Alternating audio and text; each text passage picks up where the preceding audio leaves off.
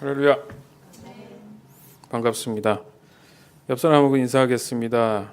당신이 존재하는 것만으로도 아름답습니다.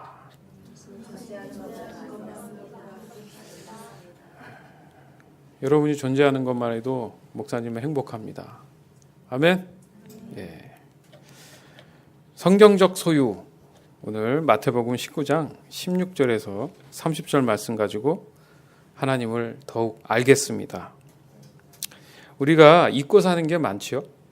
그 다음에 잘 이해를 못했던 것도 있고 알면서 타협하며 살아가는 내용들도 분명히 존재합니다. 그 중에 하나가 소유에 관한 거예요.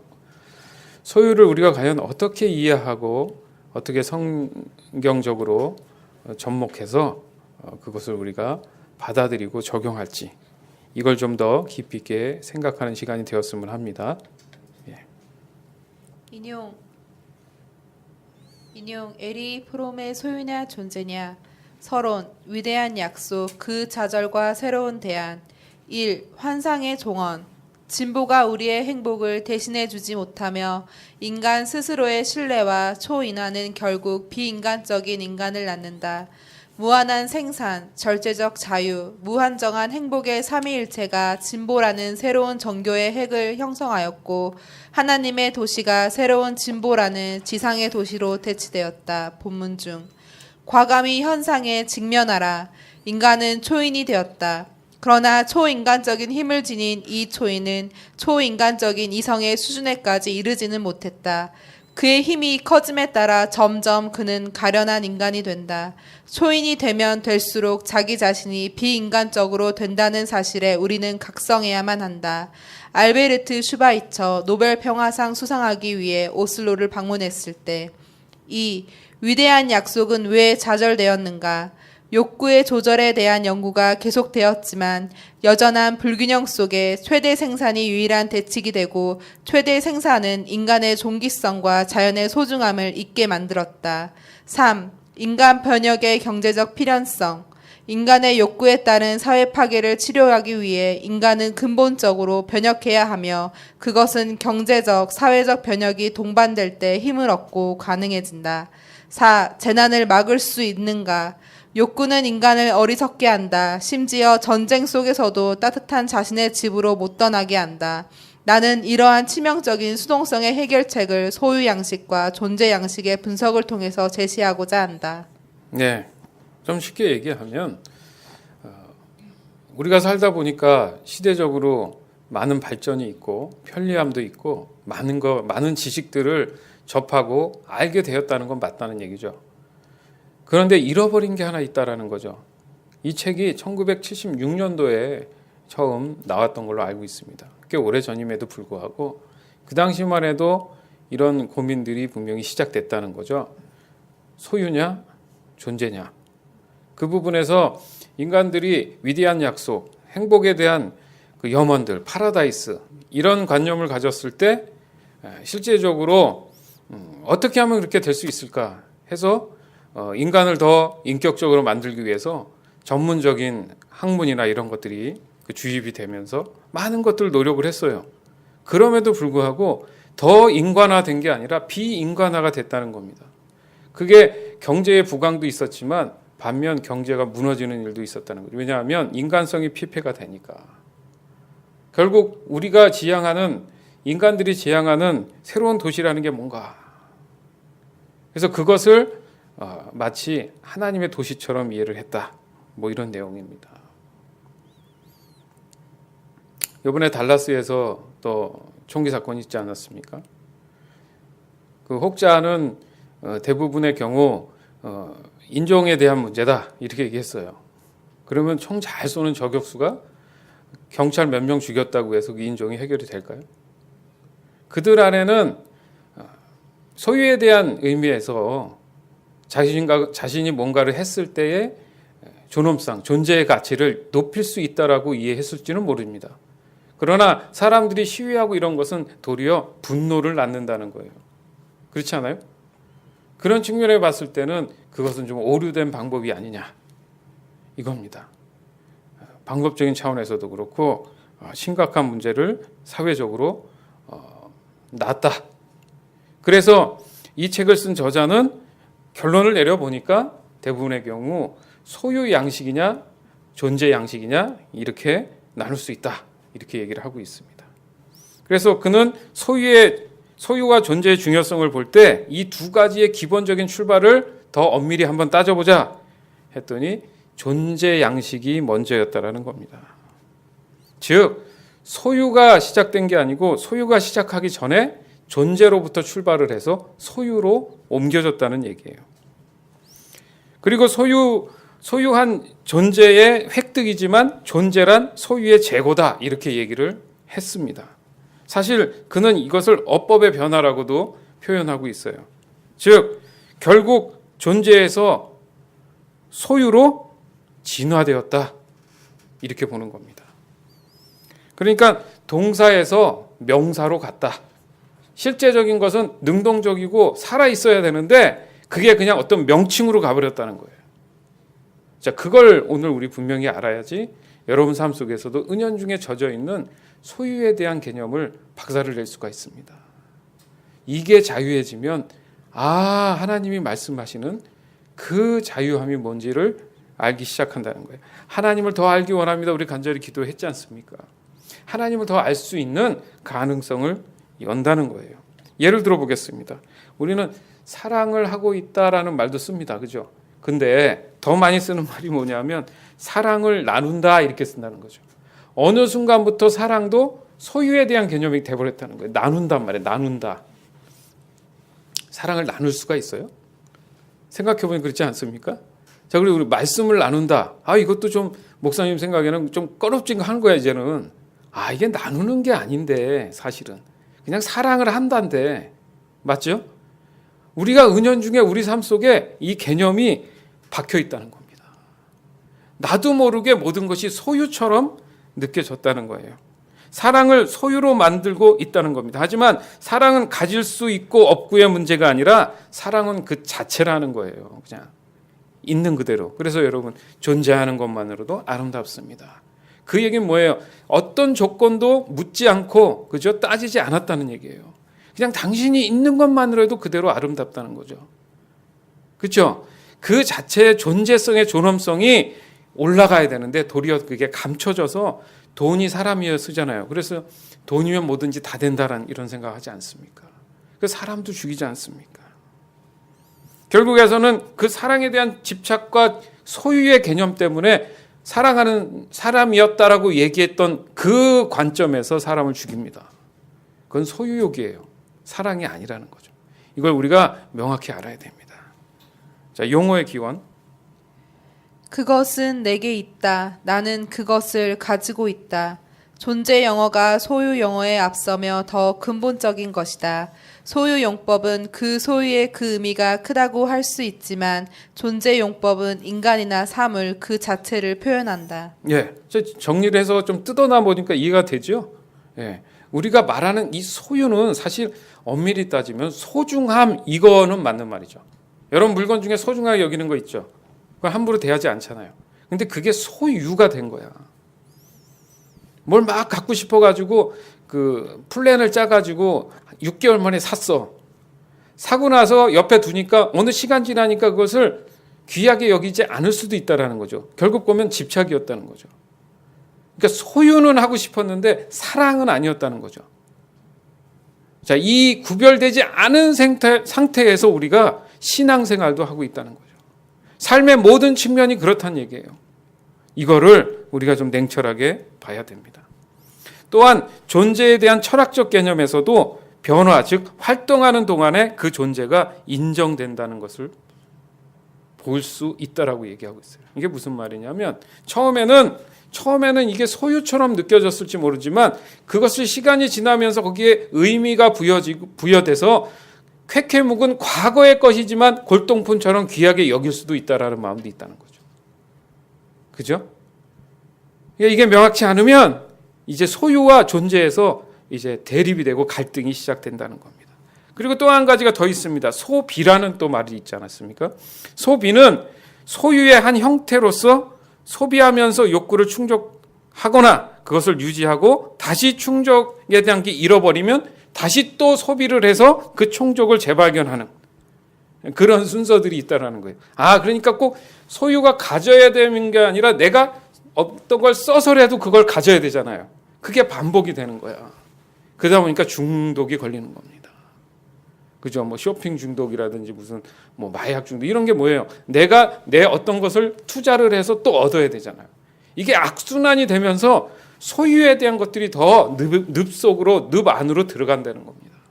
그러면서 뭘 잊어버려요? 존재에 대한 존엄성이 없어지면서 몸이 축이 나고 어려움이 오고 아픔이 오고 힘듦이 온다는 거죠. 존재에 대한 가치를 떨어뜨리는 거예요. 그렇죠? 그렇게 이해되지 않습니까? 우리 일상에서도 발견할 수 있습니다. 소유와 존재. 일예로 무언가를 우리가 열심히 배우고 훈련하고 학습을 했다고 칩시다. 그럼 외우는 부분도 있습니다.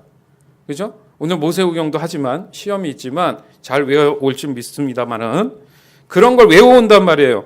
습득을 한다고죠. 지식을 소유하게 됐다는 말이죠. 맞죠? 근데 소유는 했지만 그 지식에 대한 존재의 가치와 의미성은 어디 있냐 이겁니다. 잘 외우고 시험을 통과해야 하는 건 좋은데 그걸 왜 배우고 왜 그게 나한테 존재해야 되는지에 대한 심각성이 없다는 거예요. 반면 관심을 가지고 듣고 받아들이고 반응한 부분이 어느 부분이 생길 수도 있잖아요. 그죠? 그러면 새로운 사상이나 관념이 내 안에 들어오면서 몰랐던 걸 알기 시작하잖아요. 내가 잘못 생각했구나. 내가 교만했구나. 내가 이런 부분은 잘했구나. 이런 것들이 들어오잖아요. 그것이 존재의 가치라는 거예요. 근데 하기는 했는데 아무 생각도 없고 감정도 없고 남는 것도 없이 그냥 내가 소유만 하는 경우 이게 일반화됐다는 얘기예요. 이게. 그러니까 다시 말해서 없으면 불안한 거야. 내게 없고 남이 가지고 있으면 그걸 뺏고 싶은 거죠. 뺏고 나서는 아무것도 아닌 거야. 이게 욕망과 야망이 생기면서 존재 가치는 점점 사라졌다는 겁니다. 그 외에 기억하는 것, 대화하는 것, 독서하는 것, 또 권위에 대한 행사를 하는 것, 신념 등 이런 것들도 모두 이 논리 안에 있다라고 그는 얘기합니다. 특히 사랑에 대한 소유는 대상을 구속한다라는 의미예요. 그죠? 맞죠? 소유의 개념에서 보면 구속을 하는 건 뭐예요? 내가 그 사람을 꽉 잡고 내 마음대로 해야 되는 거예요. 그런데 그게 이탈되면 불안해한다는 거죠. 결국 그건 수동적인 건데 뭐냐 하면 계산적이고 이기적이라는 거예요. 그러나 존재 가치에서의 그 사랑을 보면 어때요? 내가 충분히 뭔가를 갖지 않아도 만족하는 거예요. 그리고 능동적이라는 거죠. 적극적이고. 그래서 사랑을 하면 그 사람에 대한 배려들이 생길 수 있다는 거죠. 존중을 한다는 거죠. 사랑하는데 어떻게 살인을 해요? 그리고 왜 도망을 가? 그건 사랑이 아니라 뭐예요? 그 사랑을 소유로 집착했던 거지. 내가 갖지 못하니까 남도 못 갖게 하는 아주 사악한 그런 형태로 변질됐다는 거죠. 그러니까 즉 존재라는 것을 채우기 위해서 소유에 대한 것을 대처하기 시작했다는 거예요. 이 시대가. 우리의 신앙이. 우리의 믿음이 하나님을 바라보는 그 마음이 지금 그럴 수 있다라는 겁니다. 이 정도쯤 보니까 여러분 생각해 볼 때 이 소유와 존재에 대한 것들이 존재로부터 시작했다라는 것보다 더 궁금한 게 생기기 시작합니다. 그게 뭐냐면 결국은 이것은 사랑과의 긴밀한 관계가 있구나. 맞죠? 내가 당신이 존재함으로 너무 좋습니다. 이 얘기는 뭐야? 사랑합니다라는 얘기거든요. 어떤 물건도 그렇죠. 물건이나 노래나 여러분이 뭘 하든 간에 저는 이를 사랑합니다. 그 일을 좋아합니다. 사랑합니다. 이렇게 표현하잖아요. 그러니까 결국 존재라는 의미는 사랑으로부터 시작됐구나. 왜요? 하나님이 태초에 빛이 있으라, 사람이 있으라. 존재의 의미를 부여해주면서 그 사랑으로 그것을 만드셨단 말이죠. 소유로 만드신 게 아니라는 거예요. 맞죠? 소유로 만들었으면 필요 없으면 버릴 수도 있었다는 거지. 특히 사랑에 대한 소유는 구속에서 나왔는데 이 정도로 볼 때 우리는 그 근원이 사랑의 긴밀함에서 나오지만 결국 인간의 모든 면에서 소유라는 것과 존재에 대한 가치를 높여주기 위한 그 의지는 결국 사랑의 관념의 긍정적인 집착성에서 왔다. 그러니까 결과적으로 그런 감정이 우리에게는 많이 말랐다. 이 얘기입니다. 이렇게 지금 간단히 다시 한번 정리할 수 있습니다. 그래서 성경이 사랑이 그 중에 제일이라고 하는구나. 깽가리를 하고 뭐 신나서 구제 사역을 하고 선교를 하고 방언을 하고 그거보다 믿음과 소망과 사랑 중에 모든 것이 다 그대로 오랫동안 있을 텐데 그 중에 제일은 사랑이다. 이렇게 말씀하신 이유가 존재에 대한 의미를 하나님이 얘기하시는 거예요. 또 그 저자는 말합니다. 구약에서 이집트에서 노예로 살던 이스라엘 백성들은 소유 양식을 가지고 있었다. 이렇게 표현을 하더라고요. 다시 말해서 육체의 필요를 채우는 삶이었다. 그럴 수밖에 없었죠.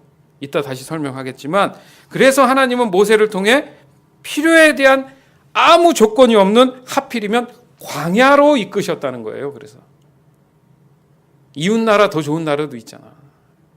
근데 아무것도 없는 몇 시간 하루 이틀 3일을 열심히 걸어가도 아무것도 없는 사막으로 하나님이 인도하셨어요. 그것은 소유할 만한 게 없습니다. 근데 이스라엘 백성들은 무진장 갖고 나왔어요. 그러니까 엄청난 금송아지를 만들지. 그러니까 그들은 그 나름대로 존재라는 가치를 거기에 부여해내서 소유로 그 모든 것들을 채워놓으려고 했던 거예요. 그래서 이스라엘 백성들은 소유와 존재에 대한 갈등을 하기 시작한 게 광야 생활인 거예요. 자, 신약으로 좀 가봅시다. 마태복음 4장 1절에서 11절. 그 후 예수님께서는 성령에게 이끌려 광야로 가셔서 마귀에게 시험을 받으셨습니다. 예수님께서는 40일 내내 금식하셔서 매우 배가 고팠습니다. 시험하는 자가 예수님께 와서 이렇게 말했습니다. 만일 당신이 하나님의 아들이라면 이 돌들에게 빵이 되라고 명령해 보시오. 예수님께서 대답하셨습니다. 성경에 사람이 빵으로만 살 것이 아니라 하나님의 입에서 나오는 모든 말씀으로 살 것이다 라고 기록되어 있다. 이제 여기까지 잠깐 보면 예수님이 40일을 안 먹었어요. 여러분 몇 끼 안 먹으면 배고플 것 같아요. 40일 한 끼 안 먹어도 배고파요? 40일을 안 드셨으면 배가 매우 고팠을 거라고. 그것을 아는 사단이 와서 야, 네가 하나님의 아들이면 저 돌을 떡으로 만들어 봐. 그리고 먹어. 가능해요, 안 해요? 사실은 가능은 합니다. 근데 사단 마귀가 묻는 이유는 그 빵이 중요한 게 아니라, 그죠? 하나님을 내려놓고 소유에 대한 것들을 지금 미혹하는 거예요. 하나님을 버리라는 거지.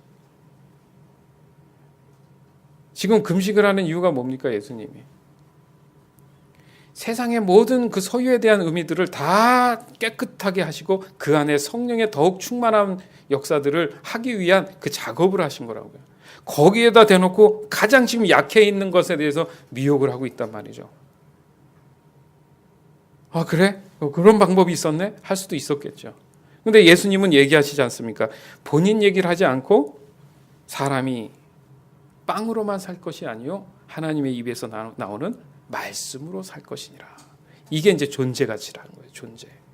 하나님이 우리를 창조한 것은 소유가 아니라 사랑에 대한 존재라는 거죠. 그러자 마귀는 예수님을 거룩한 성으로 데리고 가서 성전 꼭대기에 세웠습니다. 마귀가 말했습니다. 만일 당신이 하나님의 아들이라면 뛰어내리시오.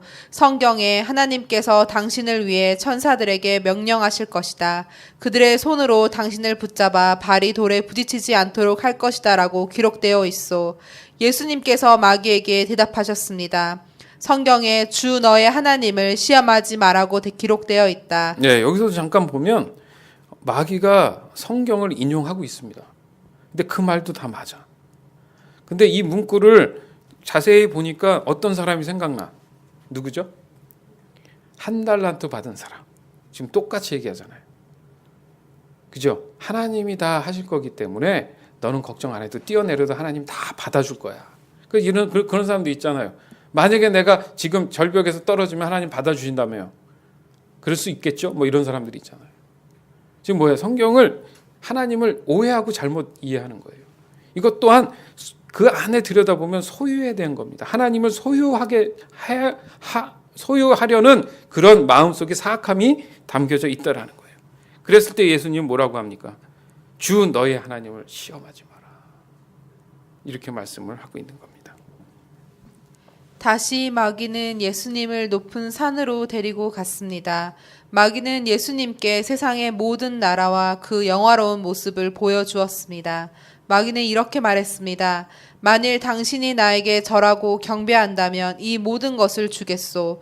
예수님께서 마귀에게 말씀하셨습니다. 사탄아, 썩 물러가거라. 성경에 오직 주 너희 하나님께만 경배하고 그를 섬겨라고 기록되어 있다.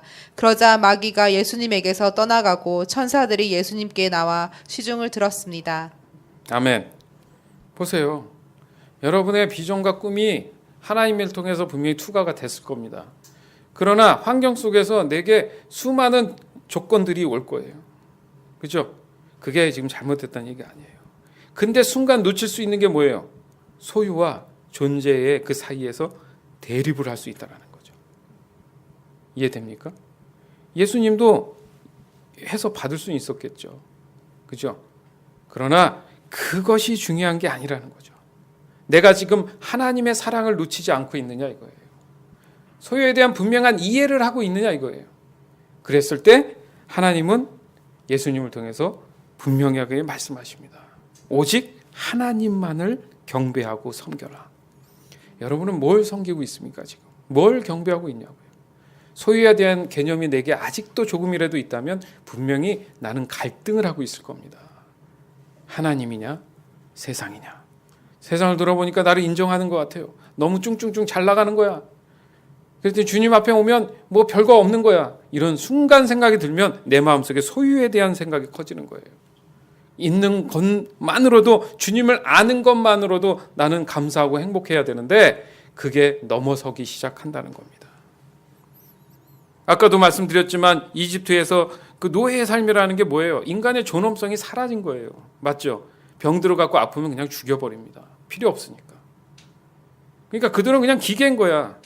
그런 것이 없기 때문에, 존재성이 없기 때문에 하루하루 삶은 그냥 육체적인 본능에 의해서 살아갔단 말이에요. 그들에게 소망이라고는 뭐예요? 그냥 하루를 잘 먹고 잘 살고 뭔가 조금씩 모을 수 있고 생명을 연장하는 것밖에 없었다라는 거죠. 하나님은 가슴 아팠습니다. 내가 사랑하는 내 백성이 그럴 수는 없었잖아요. 그래서 모세를 통해서 작정하시고 끌어내신 겁니다. 근데 그들은 갈등했어요. 왜요? 광야에 가보더니 이건 편한 거는 맞아. 아무것도 안 했으니까. 배고프면은 하나님 다 주셨으니까. 춥고 더운 거 다 해결해 주셨으니까 아무것도 문제될 게 없음에도 불구하고 불안한 거야. 뭐에 젖어 있었어요 지금까지? 소유에 젖어 있었잖아요. 차라리 노예 생활은 했지만 먹을 것도 풍성하고 보는 것도 뭐 엄청난 나라의 큰 대국에 살고 있었기 때문에 그것을 내가 바라보면서 그나마 그렇게 살았는데 이게 웬 고생이야? 이런 웬 생고생을 하느냐라는 생각을 할 수 있다는 거죠. 이건 뭡니까? 하나님에 대한 존재를 아직도 깨닫고 이해하지 못하고 있었다는 거예요. 그런데 하나님의 사랑은 존재의 가치를 두기 때문에 그들을 광야에서 오직 하나님의 사랑으로 모든 소유에 대한 가치를 둘 수 있다라는 진리를 보여주시기 위한 사랑의 설득이었다는 거예요. 너희들이 뭘 할 필요는 없어. 내가 그 필요는 채워주는데 진정한 것은 뭐냐면 너희들은 존재하는 거야. 너희는 가치가 있는 사람들이야. 왜? 내가 택한 백성이니까. 근데 그들은 뭐예요? 하나님을 바라보지 않고 눈에 보이는 소유를 바라보기 시작했던 거죠. 이런 식으로 갔다가는 우리 다 죽겠어 이거죠. 분명히 하나님은 똑같이 어버이를 돼서 이런 식으로 가면 가나안에 갈 수 있었는데 그들은 이런 식으로 가면 죽겠어. 뭐예요? 소유에 대한 관념이 명확하게 박혀 있어서 그런 겁니다. 전혀 소유를 생각하지 않아도 하나님은 그 필요를 아시기 때문에 그들이 존재하는 것만으로 모든 소유에 자유하도록 하실 거라는 거였죠. 아멘? 여러분 삶도 마찬가지인 거예요. 부족함이 없습니다. 여러분이 존재하는 것만으로도 하나님의 은혜는 충만합니다. 내가 그것을 어떻게 지금 받아들이고 믿고 가고 있느냐가 더 지금 중요하다는 거예요. 예수님은 오직 존재에 대한 가치를 확고하게 지키신 분이에요. 그것은 존재는 인간의 창조의 목적에 적합한 해석이기 때문에 그렇습니다. 따라서 예수님은 자신의 입장보다는 하나님의 말씀으로 자신을 바라보면서 나는 존엄성이 있는구나 이렇게 깨닫는 거예요. 왜 하나님을 우리가 알기 원하죠? 하나님을 보니 내가 보이는 거예요. 하나님을 보니 내가 어떤 존재인지 알게 되는 거예요. 왜? 그분으로부터 왔으니까. 그래서 하나님을 알기 원하는 거예요. 내 존재 가치가 무엇인지는 하나님만이 아시니까. 예수님은 그래서 하나님만 바라본 겁니다. 그러다 보니까 하나님의 뜻에 대한 정확한 깨달음이 있기 때문에 무슨 일이 벌어져도 흔들리지 않았던 거예요. 자기의 존재에 대한 분명한 확증이 있었기 때문에. 따라서 존재를 소유라는 물질관으로 보지 말아야 된다는 얘기를 계속 성경은 66권을 통해서 사실 말하는 거예요. 그게 예수 그리스도 아닙니까? 존재 가치는 예수의 이름밖에 없다는 거죠. 이 또한 사랑을 소유가 아닌 존재로 봐야 된다는 것을 강조하고 있는 겁니다. 오늘 본문의 내용이 누가 나와요? 부자 청년이 나오지 않습니까? 동일합니다. 예수님과의 대화에서도 볼 수 있듯이 그는 소유와 존재에 대해서 갈등하고 있었던 거예요.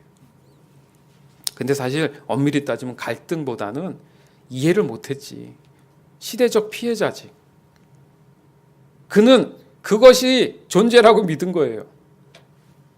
맞죠? 소유인데도 불구하고 그것을 아주 놀랍게 예수님은 논리적으로 지금 그를 설득하고 있습니다. 그걸 듣는 사람까지도, 그 주변에 제자들도 들었잖아요. 뒷부분에 보면 제자에 대한 얘기가 나오지 않습니까? 결국 거기 주변에 앉아있던 사람들에게 이 바로 소유와 존재에 대한 것들을 구분짓는 작업을 하신 거예요. 그의 혼돈은 존재보다는 소유에 대한 사랑을 더 먼저 내려놔야 된다는 그 두려움이 엄습한 겁니다. 헷갈린 건 맞는데 내가 지금 열심히 모아놓은 그 소유에 대한 것들을 내려놓으려네? 여기서 두려움이 온 거예요. 헷갈린 겁니다. 저 양반 말이 맞는지 안 맞는지 지금 헷갈린 거예요. 우리의 신앙이 그렇지 않습니까? 내가 소유한 것이 맞는데 어느 날 갑자기 하나님께서 나에게 기도할 때마다 예배 때마다 다 내려놔라, 다 버려라 하면은 그 갈등 안 되겠어요? 그렇다면 이미 내 안에는 그 소유에 대한 개념이 너무 박혀 있는 거예요. 인이 되어 있는 거예요. 인이 박혀서 그것에 대한 갈등을 할 수 있다라는 겁니다. 그러면 본문을 통해서 한번 확인해 보겠습니다. 존재에 대한 질문을 사실 청년이 한 거예요. 부자 청년이 존재에 대한 존재라는 게 도대체 뭡니까? 라고 사실은 질문한 거거든요. 마태복음 19장 16절에서 17절. 어떤 사람이 예수님께 와서 물었습니다. 선생님, 영원한 생명을 얻으려면 어떤 선한 일을 해야 합니까? 예수님께서 대답하셨습니다.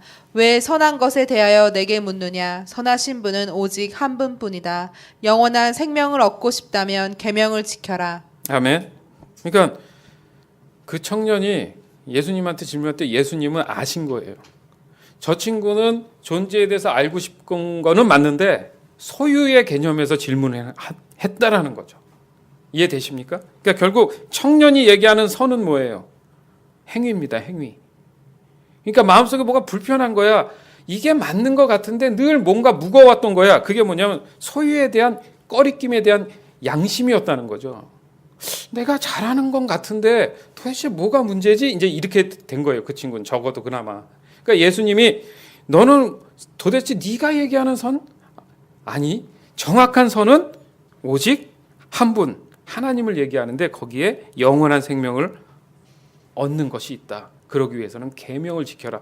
자, 이제 더 구체적으로 예수님이 그 사람을 건드리는 거예요. 두 번째 질문이 뭐였냐면 존재를 소유로 이해한 청년을 깨닫게 하기 위한 거죠. 그 작업을 하신 게 마태복음 19장 18절에서 20절입니다. 그 사람이 물었습니다. 어떤 계명을 지켜야 합니까? 예수님께서 대답하셨습니다. 살인하지 마라, 간음하지 마라, 도둑질하지 마라, 거짓 증언하지 마라, 내 부모를 공경하여라, 내 이웃을 내 자신처럼 사랑하여라. 그 청년이 말했습니다. 이 모든 것을 지금까지 다 지켜왔습니다. 그 밖에 제게 부족한 것이 무엇입니까? 청년이 안도의 한숨을 쉬었겠죠. 나 잘하고 있네. 예수님이 질문했던 게 그 질문이 사실은 아니거든요. 그러니까 너 이거 다 했지? 그거였거든. 그러니까 맨 마지막 절에 20절에 청년 얘기하는 거니까 자기 스스로 얘기한 거예요. 나는 소유에 대한 것들을 지금 선의 관념을 갖고 있습니다.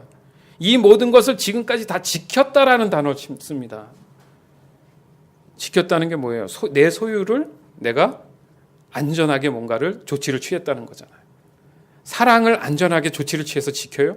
자, 우리가 편하게 쓰는 말로 믿음을 지켜야 됩니다. 사실 목사님 엄밀히 생각해 보면 그것도 슬픈 말이야. 얼마나 믿을 수 없으면 지켜야 돼. 우리도 우리 은연 중에 소유라는 가치로 지금 살아가고 있지 않나 그 생각이 들어요. 더 심한 거는 그 밖에 제가 부족한 게 뭡니까? 이렇게 묻잖아요. 소유죠. 맞죠? 부모를 공경하라. 도덕. 이게 무슨 어떤 지키고 규칙을 율법을 그런 지킴으로 인해서 결과가 오는 거예요? 아, 내가 부모를 공경하는 게 너무 당연하거든. 사랑하니까. 근데 뭘 지키고 안 지키고의 문제야. 뭐가 부족하고 안 부족하고의 문제야. 그러니까 청년 안에는 그런 마음들이 지금 있었다는 거예요. 그래서 예수님이 그 다음 절부터 자, 그러면 내가 존재에 대해서 설명해 줄게. 이 얘기를 하시는 겁니다. 마태복음 19장 21절에서 30절. 예수님께서 대답하셨습니다. 만일 내가 완전해지길 원한다면 가서 내가 가진 것을 다 팔아 가난한 사람에게 나누어 주어라. 그러면 하늘에서 보물을 얻게 될 것이다. 그런 후에 와서 나를 따르라. 이 말씀을 들은 청년은 매우 슬퍼하며 떠나갔습니다. 왜냐하면 그가 가진 재산이 너무 많았기 때문입니다. 예, 잠깐만요. 보면 청년은 매우 슬퍼서 떠났습니다. 왜냐하면 재산이 이게 소유와 존재에 대해서 갈등한 거예요. 그 다음 예수님께서 제자들에게 말씀하셨습니다. 내가 너희에게 진정으로 말한다. 부자가 하늘나라에 들어가는 것은 어렵다. 다시 너희에게 말한다. 부자가 하나님의 나라에 들어가는 것은 낙타가 바늘구멍에 들어가는 것보다 더 어렵다. 자, 이걸 오해하면 안 되죠. 돈이 많고 많은 여유를 가졌다고 해서 천국에 못 간다 이 얘기가 아닙니다.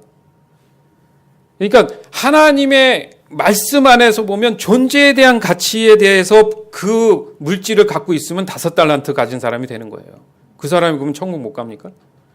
1달란트 가졌던 개념을 가졌던 소유를 가진 마음을 가지고 하나님을 바라봤던 사람들이 천국에 못 가. 그러니까 돈을 많이 가졌는데 하나님을 신뢰하지 않고 그 물질을 신뢰했다면 가지 어렵다는 거예요. 차라리 가난한 사람들은 누군가를 의지라도 하잖아. 그죠? 거지 나사로 있잖아요. 그죠? 그는 의지할 데가 없으니까 누구를 의지해요? 하나님을 의지한단 말이에요. 차라리 그런 게 나을 수도 있다라는 얘기예요. 아, 목사님이 부자에는 못 들어간대. 예수님도 그렇게 얘기해요. 그 얘기가 아닙니다. 아셨죠? 그 관념이 정확히 돼야 된다는 얘기예요. 제자들이 이 말씀을 듣고 매우 놀라서 물었습니다. 그러면 누가 구원을 받을 수 있습니까? 예수님께서 그들을 보시며 말씀하셨습니다. 사람은 할 수 없지만 하나님께서는 모든 것을 하실 수 있다. 이게 존재의 정의예요. 인간이 뭔가 이루려고 했습니다. 바벨탑을 쌓지만 다 무너졌어요. 그런데도 또 그 짓을 하고 있는 거 아닙니까? 우리는 할 수 없어요. 누가 할 수 있어요? 하나님이 하실 수 있습니다. 우리를 사랑하시기 때문에 해주시는 거예요. 그걸 우리가 깨달아야지만이 이 소유에서 벗어날 수 있어요. 가지려는 욕심에서 내려놓을 수가 있는 겁니다. 아멘? 27절 베드로가 예수님께 말했습니다. 그렇다면 모든 것을 버리고 주님을 따른 저희에게는 무엇이 있겠습니까? 예수님께서 그들에게 말씀하셨습니다. 내가 너희에게 진정으로 말한다. 나를 따라오는 너희들은 인자가 영광의 보좌에 앉는 새 시대에 12보좌에 앉아 이스라엘 12부족을 심판하게 될 것이다. 네, 여기서도 보면 어때요? 주님을 따르는 우리들 모든 걸 버리고 소유를 내려놓고 말씀, 예수님을 따르는 존재가 되니까 하나님께서 들어서 그들에게 하나님의 비전을 주시지 않습니까? 그리고 열매를 맺게 해주신다잖아요. 그렇다고 해서 그들의 식구들이나 그들의 나머지 사람들을 방치했느냐? 성경에도 보면 모든 그 식구들을 하나님께서 다 챙겨주십니다. 뭐예요? 결국은 인간이 가지고 있었던 이런 대처적인 소유에서 탈피해서 정말 참 하나님에 대한 존재의 가치성을 깨닫고 믿어가는 것이 중요하다는 거죠. 나를 위하여 집, 형제와 자매, 부모와 자식, 그리고 밭을 버리는 사람은 몇 배로 보상을 받을 것이며 영원한 생명을 얻을 것이다. 그러나 첫째가 꼴찌가 되고 꼴찌가 첫째가 되는 사람이 많을 것이다. 아멘. 29절은 굳이 설명 안 드려도 되죠. 이런 의미가 아닙니다. 다 버리라는 얘기가 아니라는 것도 여러분 아실 거예요. 자, 그러니까 존재는 정체성을 얘기한다. 아, 정체성을 의미하는구나. 맞죠? 존재는 소유하기보다는 그 자체의 의미가 있다는 거예요. 다시 말씀드리지만 이 지구상에 범인을 잡을 수 있는 과학 수사가 나온 것이 대단하다고는 하지만 사실 어떻게 따지면은 DNA가 오직 그 한 사람이기 때문에 가능한 거 아니에요? DNA를 해봤더니 전 세계에서 한 100명 되더라고요. 똑같은. 없어요. 그런 말이. 뭐예요? 존재의 가치예요. 하나님은 그렇게 우리를 존재 가치로 그 자리에 둔 겁니다. 연태 형제가 오늘 찬양 처음 시작했는데 목사님 은혜를 많이 받았습니다. 그냥 저렇게 순전한 마음, 존재의 가치로 어떤 소유도 없이 하나님 앞에 찬양했을 때 하나님은 받으신단 말이죠. 그렇죠? 그렇지만 연태 형제 혼자만이 아니라 여기 같이 귀로 들었던 모든 자의 DNA들이 하나님 앞에 상달이 된 거예요. 뭉틀려서 연태 형제 혼자 올려줘 이게 아니라는 거예요. 다 각자의 의미와 가치가 있는데 세상은 그것을 뭉쳐놨다는 거죠. 거기서 위험한 일이 벌어지는 거야. 그러니까 내가 막 갈급한 거야. 내가 없는 것 같은 거야. 자꾸 비교를 하게 되고 열등감이 생기는 거예요. 나는 난데. 하나님은 나는 나로 지으셨단 말이죠. 그 존재의 가치로 분명히 나를 이 땅 가운데 보내셨다는 거죠. 인간은 자신의 존재에 대한 가치를 명확하게 알지 못하는 게 당연해요. 그러니까 그렇기 때문에 무언가의 그 자리를 채워야 되는 입장이 되다 보니까 이탈된 방식에 익숙해지기 시작했던 겁니다. 그 청년처럼. 무언가를 소유해야 되는 그 존재의 가치를 바로 소유로 그것을 채우려는 해석을 하기 시작했다는 거예요. 그거의 출발은 여러분도 잘 알지만 선악을 알게 하는 참혹한 소유의 결과를 가져왔다는 거예요. 루시퍼가 하나님을 소유하려고 하지 않았습니까? 그렇죠? 그래서 쫓겨났죠. 가만두질 않잖아. 그래서 하와가 결국 뭡니까? 존재의 가치로 누리면 되는데 루시퍼의 얘기를 들어보니까 그런 거야. 나도 가질 수 있네. 따먹지 말라고 따먹잖아요. 너 안 죽어. 너 안 죽을 거니까 걱정 마. 소유하잖아요. 하나님이 하지 말라는 걸 함으로 인해서 나도 너한테, 너가 누구예요? 하나님이란 말이야. 너한테 도전할 수 있어. 이 얘기가 되는 거예요. 나도 너를 가질 수 있어. 그 얘기가 되는 거예요. 그러면서 엄청난 죄악이 우리 안에 지금 와 있는 겁니다. 이 소유는 하나님도 소유할 수 있다라는 그 위험한 선택까지 이루게 되었습니다. 그렇다면 지금 우리의 삶도 소유에 대한 집착이 계속되고 있지 않는지 돌아봐야 된다는 얘기예요. 그것이요, 기도가 될 수도 있고 예배가 될 수도 있고 찬양이 될 수도 있어요. 눈에 보이든 안 보이든 여러분 삶에 산재된 모든 것들이 다 소유 개념으로 여러분이 이해할 수 있다는 거예요. 기도를 내가 많이 하면 하나님 좋아하시고 이것도 소유입니다. 안 그래요? 내가 시간이 1초든 100분이든 상관없이 주님에 대한 사랑 가운데 내가 존재 가치로 하나님께 와 닿는다면 시간이 문제가 안 되겠죠. 물질이 문제가 안 되겠죠. 예배가 소유물이 아니라는 거죠. 예배를 통해서 내가 득이 된다는 생각을 한다면 하나님도 내가 하나님을 소유하려고 하는 마음이라는 거예요. 그러니까 일정도 모든 스케줄도 내 관념 기준에서 하나님 입장은 생각 안 하고 하나님이 그냥 그렇게 따라야 된다는 입장에서 내가 그걸 다 선택해 놓는 것은 하나님을 소유하겠다는 뜻입니다. 그래서 배려하고 섬겨라, 낮아져라 이런 말들이 성경에는 수두룩하게 쏟아져 나올 수밖에 없는 거예요. 하나님은 존재적인 의미에서 세상을 창조하셨습니다. 하나님은 이 모든 것을 소유로 만드신 게 아니라는 거예요. 하나님을 사랑이라고 말하는 것은 소유가 아니라 존재를 얘기한다는 겁니다. 그것을 영적이다라는 말로 우리는 날마다 늘 표현하는 거예요. 그래서 타락, 죄악은 소유를 강조합니다. 내가 혹시 변질되고 타락됐다고 생각된다면 나는 늘 지금 소유를 강조했던 거예요. 그러니까 뺏기는 걸 못 참는 거야. 손해보는 걸 못 참는 거예요. 그렇죠? 사랑하면 그래 네가 가질 수도 있겠지. 알았어. 뭐 이러잖아요. 그런 마음들이 혹시 내 안에 자꾸 그 죄성이 올라올 수 있다는 거죠. 그러나 반대로 선하다. 지금 부자 청년이 예수님께 물어봤던 거예요. 선한 거에 대한 물음을 했잖아요. 선한 것은 존재를 강조한다는 거예요. 맞죠? 하나님의 선의 기준은 하나님이 말로 지었잖아요. 빛이 있으라. 일부 예배 때도 말씀드렸는데 잘 생각해 보세요. 여러분 한번 생각해 보세요. 여러분 똑똑하니까. 하나님이 재료가 뭐 있지? 이거 해가지고 빛을 좀 만들어 볼까? 이렇게 만든 게 아니라 입으로 빛이 있으라 만들었어요. 그리고 그 안에서 내가 나왔어요. 그러니까 그냥 그걸 의심 없이 있는 그대로 믿고 빛이 있으면 그냥 그 빛이라는 것에 하나님이 만들어준 그 관념을 내가 갖고 산단 말이야. 그러니까 내 앞에, 목사님 앞에 보이는 여러분들도 사실 허상일 수 있는 거야, 사실은. 왜요? 이거는 그냥 믿고 사는 거니까. 의심할 여지가 없으니까. 안 그래요? 그러니까 우리가 만지고 뭐 이러는 게 사실은 없는 거야. 근데 있는 것처럼 느껴져서. 왜 있잖아요. 마실 때 침이 이렇게 나오는 이유가 뭐예요? 과거에 그것을 먹어봤기 때문에 아는 것처럼. 그렇죠? 그렇게 생각 안 해요? 그러니까 기적도 쉽게 일어나는 겁니다. 하나님 안에서. 물질관이 움직이니까. 그게 가장 좀 실예가 될 수 있는 게 꿈 아닙니까? 꿈? 여러분 꿈 안에는 못하는 게 없잖아. 신기하지 않습니까? 그거 생각하면. 그럼 우리의 삶도 그럴 수 있다라는 거죠. 그러니까 소유의 집착에 대한 의미는 하나님이 주신 게 절대적으로 아니라는 거죠. 존재한다는 것만으로도 이 물질관들이 움직일 수 있다라는 거예요. 예수의 이름으로. 아멘. 깨달아지시길 바랍니다.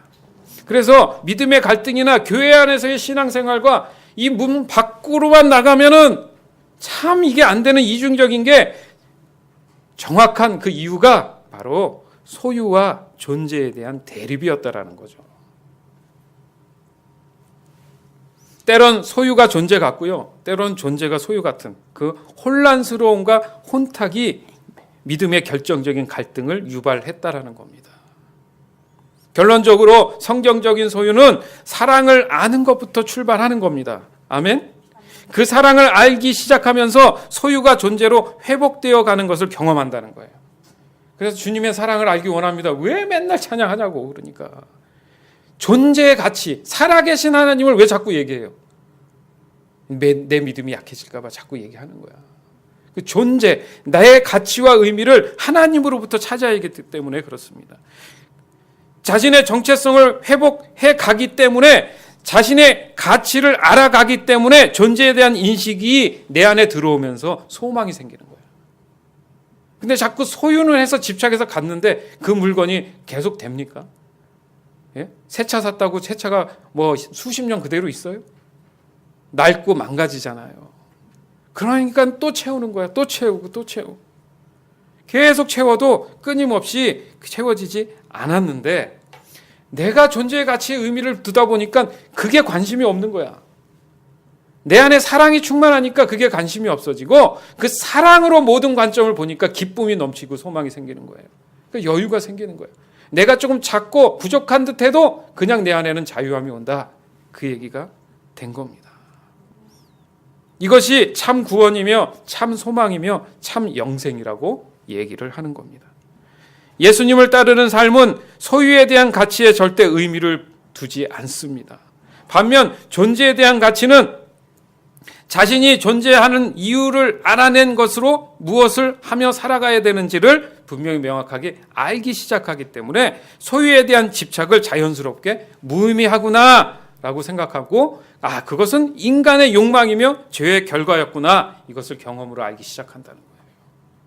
이래야 신앙생활이 재밌는 거야. 맨날 넘어졌다 일어났다, 물론 그럴 수 있지만 이 관념을 명확히 알고 있으면 이게 흔들리지 않겠더라고요. 보니까.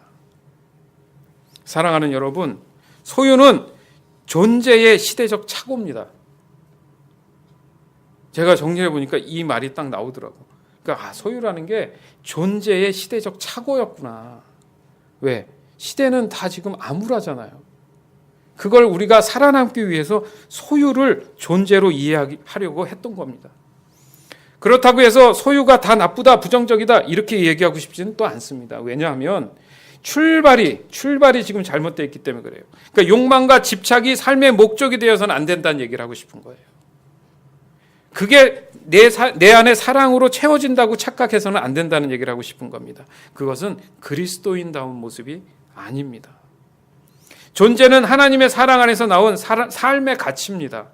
우리는 소유와 존재에 대한 갈등에서 이제 벗어나야 돼요. 오늘 이 시간에 우리 여러분 이 말씀을 꼭 기억하고 어렵다 생각하면 다시 듣고 반복해서 이제 우리 옛섬에 여기 앉아있는 여러분부터 시작해서 이제 소유에서 존재로 옮겨가시기 바라요. 자, 그러면 이제 복음의 이 전처기지에서 여러분 나가도 되는 거예요.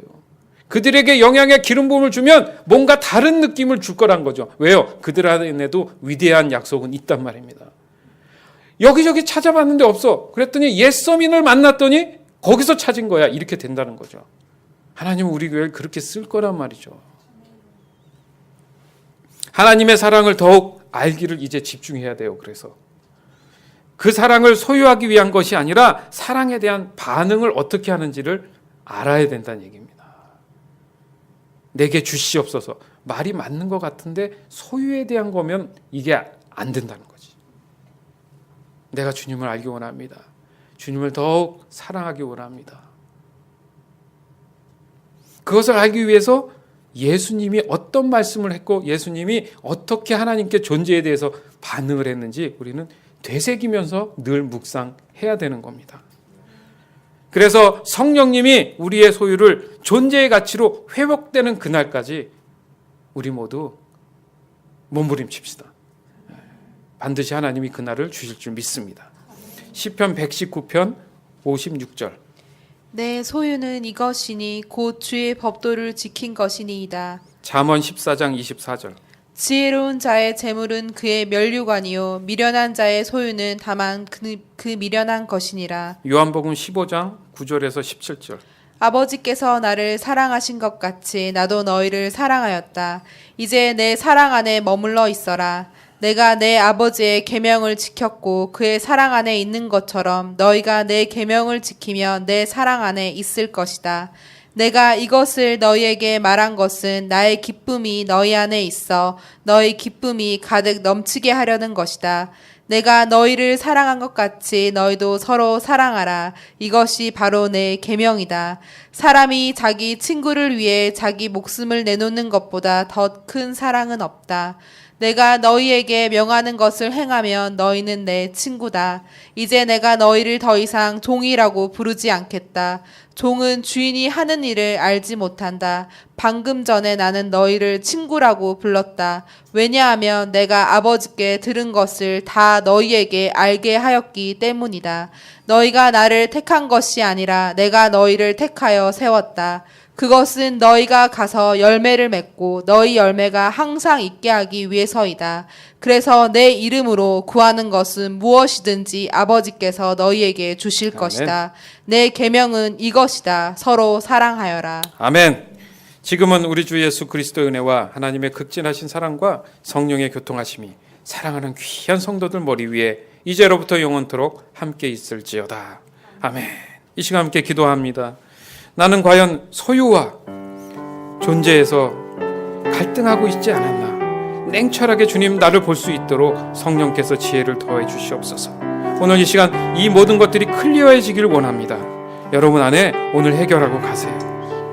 이제는 주님의 말씀 가운데 그 의와 선 가운데에 존재에 대한 가치를 더 두시기 바랍니다. 세상은 다 물질주의에 빠져 있어요. 그 안에 우리가 살아가고 있다는 것은 우리도 은연중에 소유에 빠져 있을 수 있습니다. 이제는 소유를 소중함으로 바꿔야 돼요. 소중함은 존재의 가치입니다. 그러면 모든 것이 자유해요. 집착하지 않습니다. 세상을 믿지 않고 하나님이 하실 것을 믿는 우리가 될 것입니다. 기도합니다.